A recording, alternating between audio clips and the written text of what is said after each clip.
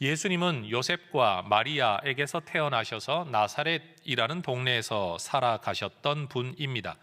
역사 안에 남겨진 사적인 기록과 공적인 기록들이 예수님이 역사적 실존 인물임을 증언하고 있습니다. 여러분, 정말로 제대로 아는 분이라면 어느 누구도 예수님이 이 땅에 존재했었던 분이라는 것을 거부할 수 없는 증거들이 정말 많이 있습니다. 오늘은 그 예수님의 죽음과 부활에 관한 역사성에 대하여 설교하려고 합니다. 예수님의 반복되는 기적 그리고 남다른 가르침은 많은 사람들의 관심을 끌었습니다. 그러나 유대 종교 지도자들의 마음은 점점 힘들어졌습니다. 특별히 죽었던 나사로를 다시 살리신 사건을 계기로 유대 종교 지도자들은 심각한 위기감을 느낍니다. 그를 만일 그대로 두면 모든 사람이 그를 믿게 될 것이다. 종교 지도자들은 예수에게 사람들의 마음이 끌리는 것을 위기감으로 받아들였습니다. 그래서 그들은 예수를 감옥에 가두거나 매질하고 훈방하는 정도가 아니라 반드시 제거되어야 할 존재로 규정하고 예수를 죽여야겠다라고 그들 스스로 결론을 내립니다. 이때로부터 이스라엘 공회는 예수를 죽일 근거를 찾는데 혈안이 되지요. 가룟 유다와 공모하여 겟세마네 동산에서 기도하시는 예수님을 불법으로 체포한 그들은 유대교 율법에 근거하더라도 한밤중에 재판을 절대로 진행하지 않는데 그런 불법 재판을 진행합니다. 그 중에서 예수를 죽이겠다는 결론을 이미 내려놓고 있었기 때문에 짜 맞추기식의 재판을 진행하는 그들은 조작된 거짓 증인들까지 내세웠지만 사실은 그것이 자기 뜻하는 대로 잘 일이 진행되지는 않았습니다. 그러자 어떻게든 6월절 안에 예수를 죽여야 한다고 주장했던 대제사장이 이제 직접 나서서 예수님을 신문합니다. 예수를 죽여야 되겠다라는 결론이 내려져 있었고 죄목이 이미 정해져 있었기 때문에 사실은 질문도 그 죄목에 근거한 타당한 증거를 얻기 위한 질문에 집중됩니다. 대제사장의 질문의 핵심은 한 가지였습니다. 마가복음 14장 61절 대제사장이 다시 물어 이르되 네가 찬송받을 이의 아들 그리스도냐? 하나님을 그들은 직접 언급할 수 없기 때문에 우회적으로 표현하고 있죠. 찬송받을 분, 다시 말하면 네가 하나님의 아들이고 그리스도이냐? 라는 질문입니다. 거짓이 동원된 모든 신문에 침묵으로 일관하시던 예수님께서는 대제사장에게 분명하게 대답하십니다. 마가복음 16장 62절 내가 그니라. 네 말대로 내가 그다. 하나님의 아들 그리스도이다 라는 말씀입니다.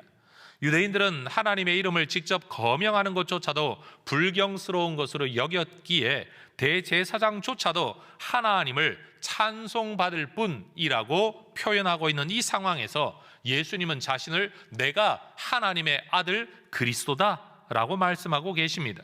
그리고 내가 하나님의 우편에 앉은 존재, 내가 구름을 타고 올 존재, 이스라엘 사람들의 표현 속에서 구름을 탄다라는 말은 하나님이다라는 것의 다른 표현입니다. 그러자 마가복음 14장 63절과 4절에서 그들은 예수님을 신성 모독죄로 결정을 내리죠. 대제사장이 자기 옷을 찢으며 이르되 우리가 어찌 더 증인을 요구하리요? 그 신성 모독하는 말을 너희가 들었도다. 너희는 어떻게 생각하느냐 하니 그들이 다 예수를 사형에 해당한 자로 정죄하였다.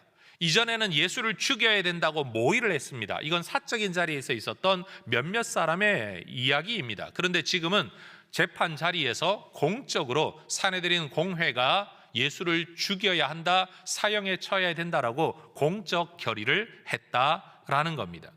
그러나 로마 지배 아래 있었던 당시 유대교 지도자들의 종교적 권위만을 가지고서는 사형을 집행할 권한이 없었습니다. 유대교 신앙에 근거한 신성모독죄라는 것이 로마법에 근거하여 사람을 죽여도 될 만한 죄가 되지 못했다라는 겁니다. 그래서 종교 지도자들은 로마법에 저촉되는 죄목을 찾아 예수님을 빌라도 앞에 고소하죠. 그것은 로마 정부를 대적한다는 반역죄, 사회 혼란을 유발하였다라는 죄목입니다. 누가복음 23장 2절은 이렇게 기록합니다.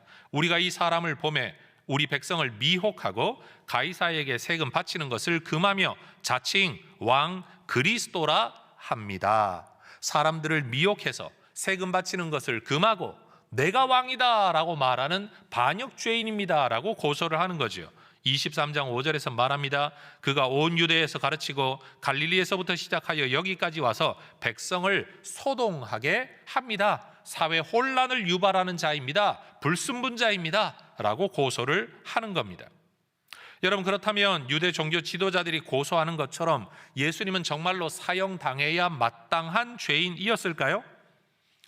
로마 제국 안에서 여러분 유대라는 지역에 총독으로 파견될 정도의 빌라도라고 한다면 여러분 로마 정치계 안에서 일어나는 온갖 일을 빌라도도 충분히 겪었을 것이라고 우리는 생각해 볼 수가 있죠. 여러분, 그런 정치가 탁월한 정치가였던 빌라도는 이스라엘 땅에서 벌어지고 있는 유대 민족들 안에서의 정치적인 움직임도 그는 너무나도 잘 파악하고 있었습니다. 그는 예수를 고소하는 종교 지도자들을 보면서 그는 이렇게 평가를 성경은 기록하고 있습니다. 마가복음 15장 10절, 이는 그가 빌라도가 대제사장들이 시기로 예수를 넘겨준 줄 이미 알고 있었다.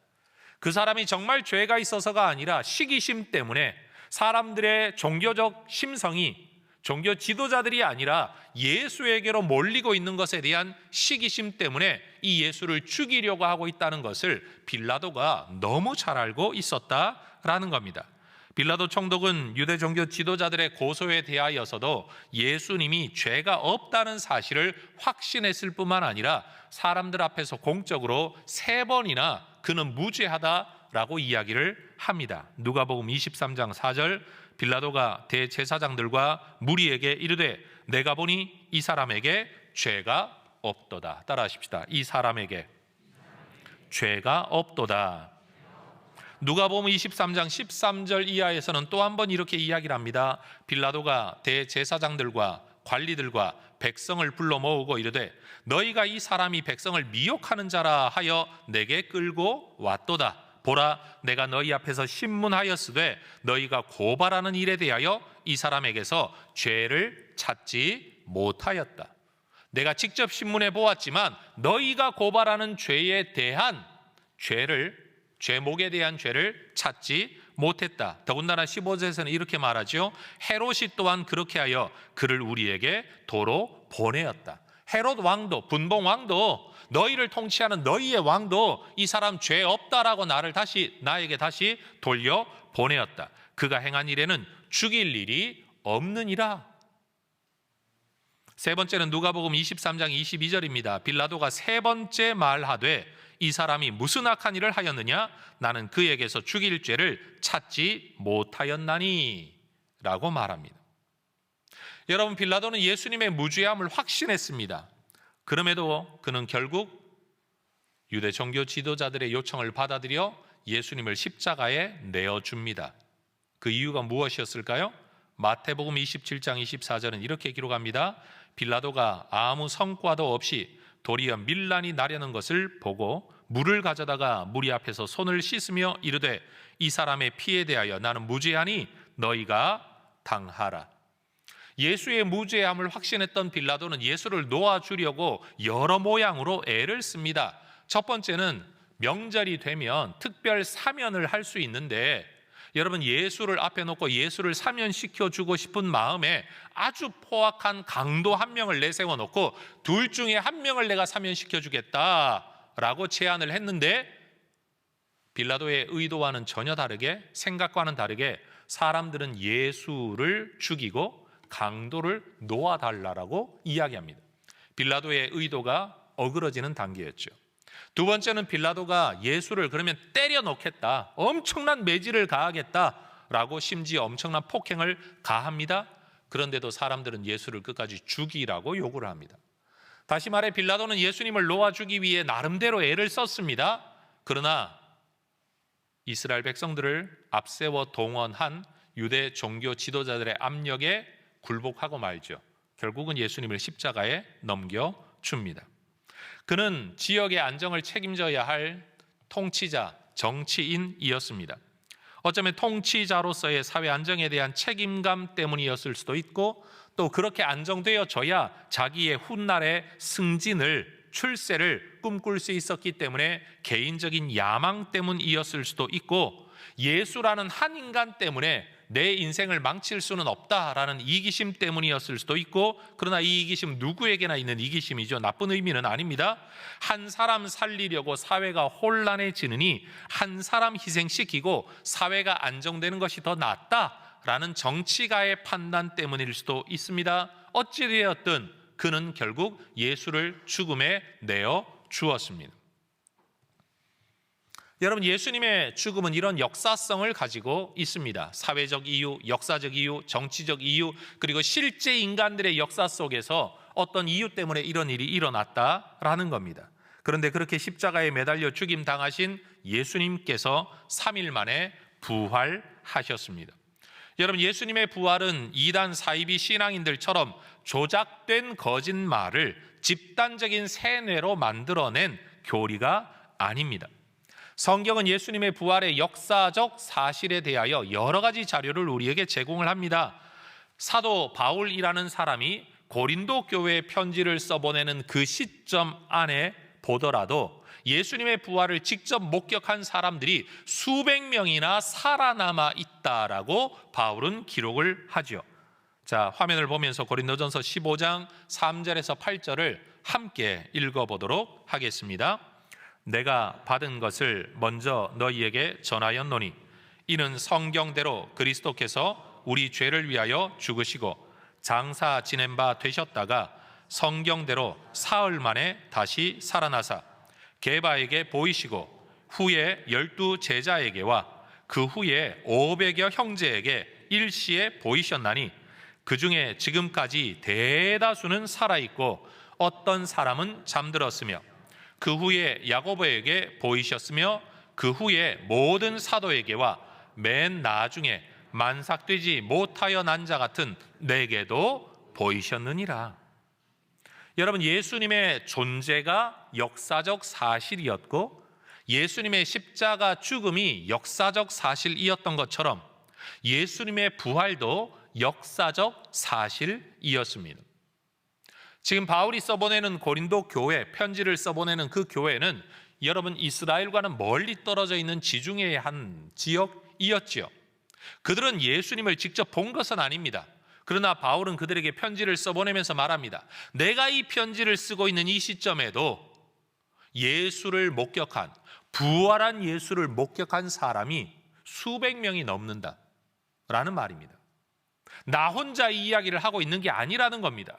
나도 부활하신 예수를 목격했지만 12 제자도 다 목격하였고 그리고 많은 여인들도 목격하였고 그 중에 500여 형제가 예수를 보았는데 많은 사람들이 아직도 살아있다라는 겁니다.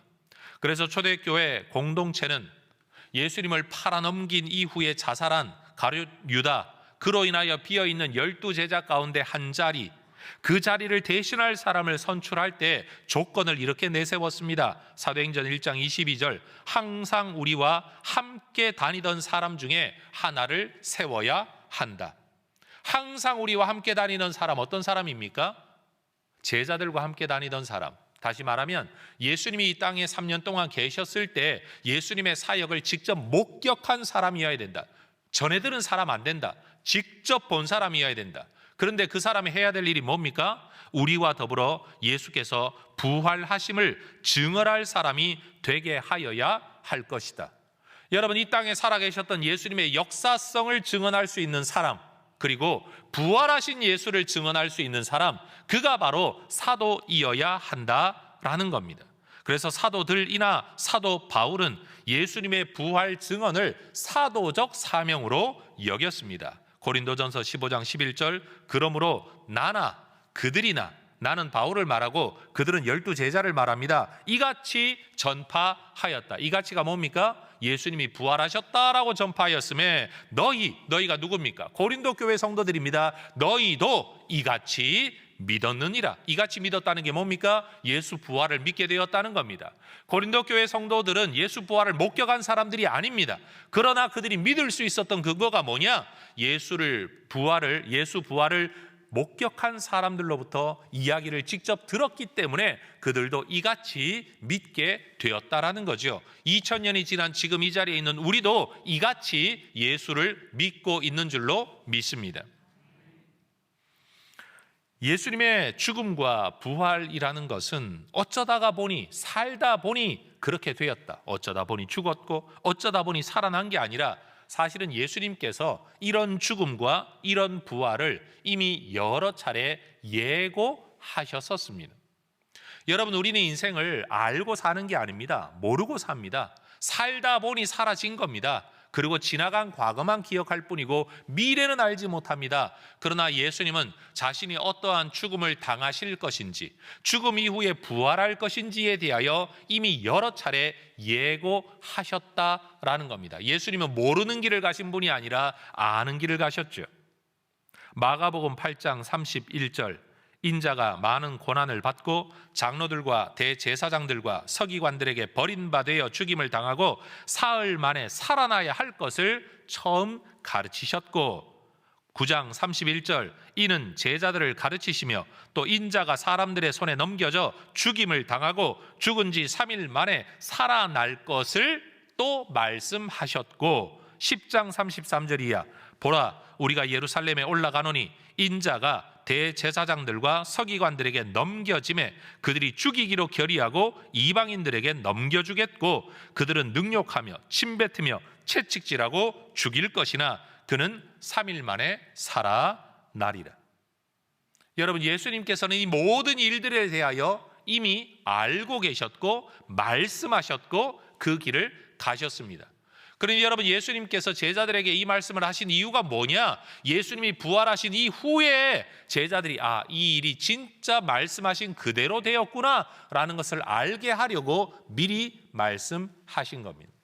제가 여러분에게 이렇게 늘 가르치지만, 여러분, 기도하지 않고서 인생의 문제가 해결되면 운이 좋아 그렇게 된 줄 압니다. 그러나 내가 분명히 기도하고 어떤 일이 일어나게 되면 이게 기도 응답이라는 사실을 알게 됩니다. 예수님은 예언하고 실현하는 분이시라면 우리는 기도하고 하나님의 이루심을 경험함으로써 믿음이 세워질 수 있는 존재라는 걸 기억하십시오. 기도 안 해도 살 수 있습니다. 그러나 기도하면요, 하나님께서 나와 함께 하시고 내 말을 들으시고 내 말대로 이루고 계시다는 사실을 더 확실하게 알 수 있게 되는 겁니다. 그래서 기도하는 사람의 믿음이 더 견고해질 수밖에 없는 거죠. 예수님의 죽음은 어쩌다가 일어난 일, 예수님의 부활도 어쩌다가 일어난 일이 아니라 미리 말씀하시고 그대로 이루어진 일이었다라는 겁니다. 왜 이렇게 예수님 말씀하셨을까요? 그게 하나님의 계획된 구원 계획, 하나님의 의도였기 때문입니다. 하나님께서는 구약 성경에서부터 이미 구원자 메시아가 오실 것을 예언했습니다. 그런데 그 구원자가 고난당하게 될 거라는 것도 말씀하셨습니다. 시간이 흘러 한 아기가 태어났습니다. 그러나 그는 하나님의 아들이었습니다. 인간으로 오신 분인 겁니다. 하나님 약속대로 구원자를 보내십니다. 그런데 그 구원자가 십자가에 매달리게 하십니다. 그리고 죽음에서 다시 살리심으로 예수 그리스도가 참 구원자라는 사실을, 하나님의 아들이라는 사실을 알려주신 겁니다. 그 내용이 바로 오늘 우리가 읽었던 로마서 1장 4절의 본문 말씀이죠. 성결의 영으로는, 다시 번역하면 거룩한 영을 따라 죽은 가운데서 부활하셨다. 죽은 가운데서 부활하셨다. 이 능력으로 하나님의 아들로 인정되셨다. 저는 이 구절은 항상 영어로 읽고 이해하기를 더 좋아합니다. 왜냐하면 하나님의 아들로 인정받았다라는 게 아니라, 여러분, 디클레어, 하나님의 아들로 선포되셨다라는 겁니다. 무엇을 통해? 부활을 통해. 부활의 능력을 통해 예수님이 하나님의 아들이라는 사실이 온 세상 가운데 선포되었다라는 겁니다. 여러분, 이 세상에 많은 선지자들이 있었습니다. 그러나 그들을 하나님의 아들이라고 여러분 상징적인 의미로 쓰기는 했지만, 진짜 하나님의 아들 구세주 메시아는 부활하신 예수 그리스도 뿐입니다. 그래서 기독교 신앙의 핵심은 하나님의 아들이신 그리스도 예수, 그분이 십자가에서 죽으셨는데 왜 죽으셨냐? 우리의 죄를 대신 속하시기 위해, 우리는 이것을 대속적 죽음이라고 이야기를 합니다. 그리고 예수님의 육체적 부활을 우리는 믿습니다. 여러분, 지금 이 시대에도 기독교라고 말하는 상당히 많은 교단들과 목사님들 가운데도 예수님의 육체적 부활을 믿지 않는 사람들이 있습니다. 그분들은 그렇게 가르칩니다. 예수님의 부활하셨다라는 건 우리 안에 정신의 부활이고 사상의 부활이고 믿음 안에서 부활이다. 그 정신을 계승하여 살아가는 것, 십자가 정신으로 살아가는 게 진짜 부활의 정신이다 라고 가르치는데, 여러분, 제가 믿고 제가 배운 신학에 근거하면 정신 나간 이야기입니다. 예수님은 사상 속에 부활하신 게 아니라, 여러분, 예수님은 육체로 부활하셨습니다. 예수님이 사상 속에서만 부활하셨다면 부처도 부활을 했고 공자도 부활을 했고 이순신도 부활하고 세종대왕도 부활하고, 여러분, 모두가 우리 속에 부활해서 살아가고 있는 것 아니겠습니까? 만약 그렇다면 그들도 우리의 구세주가 되어야 되고 그들도 우리의 죄 문제를 해결해야 되는데, 여러분, 그런 구세주를 하나님이 우리 땅에 보내신 적이 없습니다. 만약 예수님이 부활하지 못했다면 예수님도 죽음에 대하여 진 사람입니다. 죽음을 이기지 못한 분이 어떻게 우리의 죽음의 문제를 해결해 줄 수가 있겠습니까? 자기도 죽음을 못 이겼는데 어떻게 우리의 죽음의 문제를 해결해 줄 수 있냐는 거예요. 여러분, 예수님의 육체적 부활만이 우리의 영원한 구원의 완성이 된다는 사실을 성경은 우리에게 가르치고 있는 겁니다. 무종교인들이 보기에는 불교 신도나 타 종교 신도나 기독교 교인이나 그저 다 똑같은 종교인일 뿐입니다. 모든 종교 안에 그들이 섬기는 신에 대한 경배, 종교적 거룩성, 종교적 헌신, 윤리적 선함, 이 모든 것들은 어떤 종교, 어떤 신앙에서나 공통적으로 드러나는 요소입니다. 그래서 사람들은 종교는 다 똑같다라고 말합니다. 네가 섬기는 신이나 이 사람이 섬기는 신이나 알고 보면 또 똑같고 다 잘 살기 위한 거고 다 구원받는다는 말을 다 똑같이 한다라는 거죠. 그러나 예수 신앙은 확실하게 다릅니다. 세상 모든 종교에, 타 종교에서도 인간이 신을 위해 헌신한다, 아니면 자기의 목숨까지라도 내어드린다라는 개념은 존재하지만, 예를 들어 여러분, 처녀를 바쳐서, 어린아이를 바쳐서 신을 경배한다, 이런 이야기는 우리가 들어본 적이 있지만 신이 인간을 위해 자신을 내어 주었다는 가르침은 예수님 외에는 없습니다. 죽은 자가 살아나게 될 거다, 천국을 이야기하는 종교는 많습니다. 승천을 이야기하는 종교도 많습니다. 영생을 이야기하는 종교도 많습니다. 그러나 그것을 실제 사건으로 가시적으로 보여주신 분은 예수님 뿐입니다. 우리는 부활이라는 사건을 통해서 예수님이 그저 2000년 전에 나사렛 촌동네에서 살았던 목수 또는 유대교 성경 교사 또는 기적을 좀 행할 수 있는 능력자일 뿐만 아니라 그분이 하나님의 아들, 구세주, 메시아이심을 알게 되는 겁니다.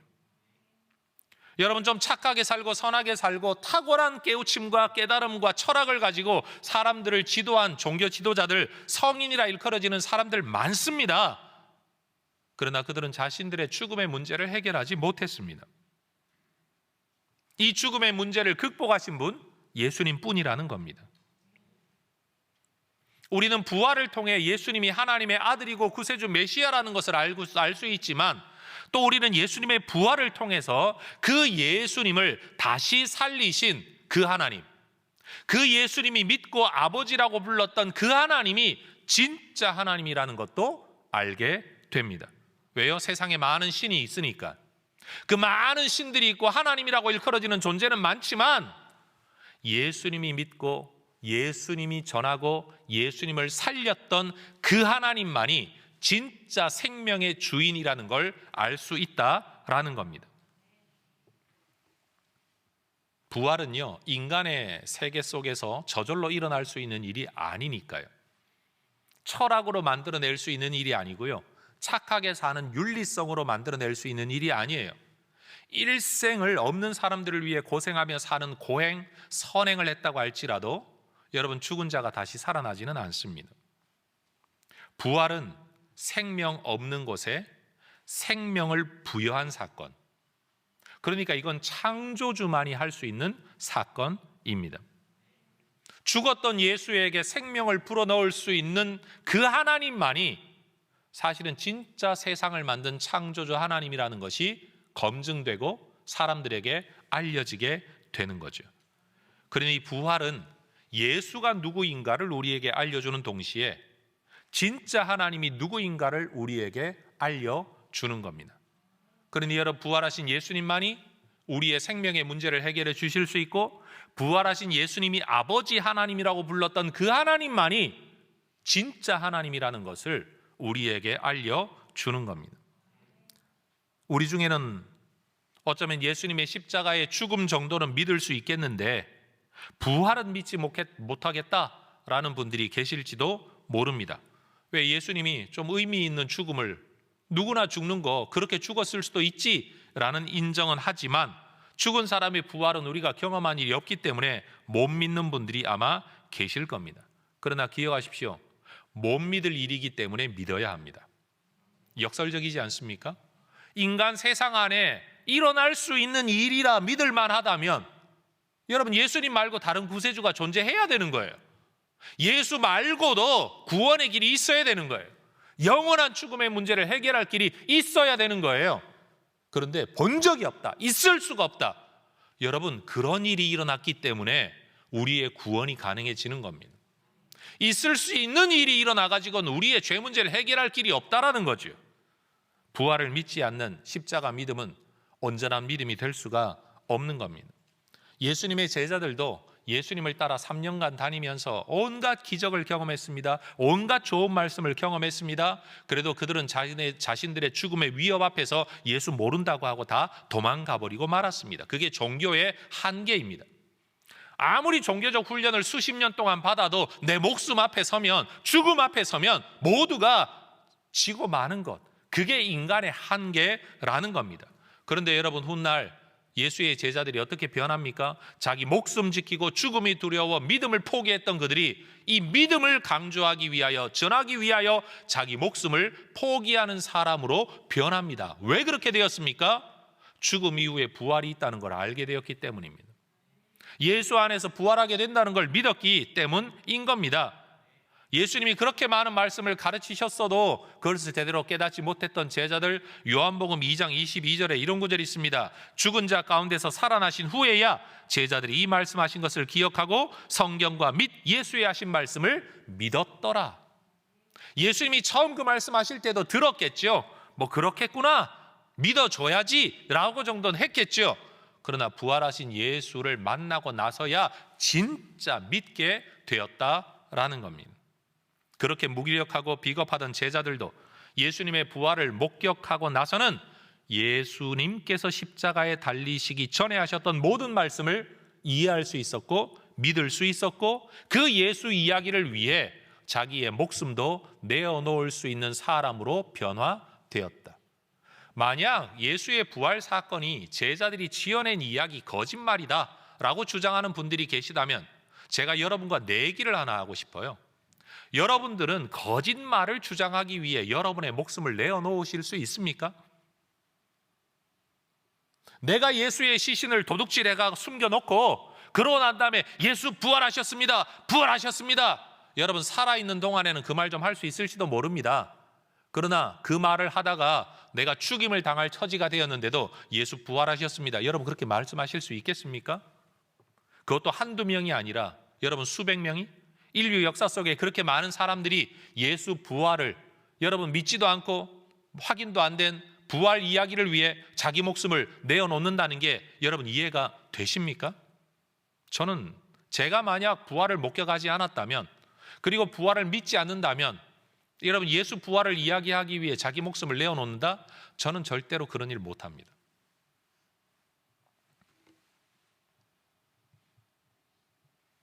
시간과 공간 안에서 예수님의 사건이 일어났습니다. 죽음도 일어났고 부활도 일어났습니다.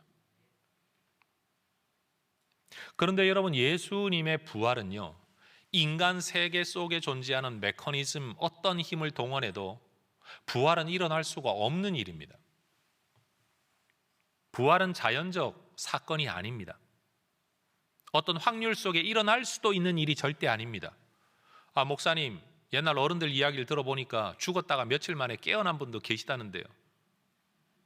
여러분, 그럴 수 있습니다. 요즘처럼 의학적 진단이 아주 명확할 때야 요즘 죽고 나서도 여러분 대부분 24시간 지나지 않아도 입관을 다 하지만 옛날에는 죽은 지 만 하루가 지나야만 입관을 진행을 했어요. 왜? 깨어나는 사람들이 종종 있으니까요. 그런데 그건 기억하셔야죠. 그렇게 깨어난 분도 결국 다시 죽었다는 사실을. 부활이라는 건 자연 세계 속에 일어날 수 없는 일입니다. 부활은 자연 세계 바깥에 있는, 창조 세계 바깥에 있는, 인간 세계 바깥에 있는, 우주 바깥에 있는 초월자가 인간 세상 속에 개입한 사건입니다. 생명이 없는 상태에서 생명을 부여한 사건. 인간이 나눠줄 수 없는 생명을 직접 허락하신 사건. 바로 창조의 사건, 초월자의 사건인 겁니다. 그래서 예수님의 십자가와 부활의 사건은 역사적 사건인 동시에 초월적 사건입니다. 인간 삶의 굴레를 이기신 분 예수님 뿐입니다. 타종교 이야기에서 죄송하지만 부처도 그렇게 탁월한 철학과 사상과 삶을 가진 분이라고 할지라도 그 역시도 인간의 삶의 굴레를 벗어나지 못했습니다. 어떤 교주들도 여러분 자기의 삶의 굴레를 이겨내지 못합니다. 제가 예언합니다. 조만간 신천지 교주 세상 떠납니다. 내가 재림 예수다라고 말했던 통일교 교주도 세상 떠났습니다. 지금 자기들끼리 재산 싸움하고 있습니다. 신앙은 온데간데 없습니다. 그게 인간의 삶의 굴레입니다. 예수님 이외에 어떠한 종교, 어떤 신앙도 역사 속에서 인간의 굴레 속에서 일어난 인간의 사건입니다. 문화적 사건입니다. 종교적 사건입니다. 그러나 예수님의 십자가 죽음과 부활은요, 구원의 사건, 하나님의 사건인 줄로 믿습니다. 다른 종교 다 위대합니다. 훌륭합니다. 그러나 그것은 인간 세상 안의 일일 뿐입니다. 절대적이지 않습니다. 바로 이런 점에서 예수님의 부활이야말로 우리 신앙의 가장 숭고한 절대적인 계시 사건인 겁니다. 예수님의 십자가 사건을 통해 그리고 부활의 사건을 통해 죄의 문제, 죽음의 문제가, 영원한 생명의 문제가 해결되었다는 사실이 선포된 겁니다.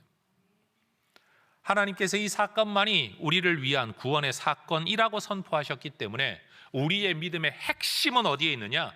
예수님이 내 죄를 대신해서 십자가에서 희생제물로 대신 죽어주셨다. 그리고 그 예수님이 3일 만에 육체로 부활하셨다. 그리고 그분이 또 죽은 게 아니라 그 몸 그대로 우리가 들어가야 될 영원한 하늘나라로 올라가셨다.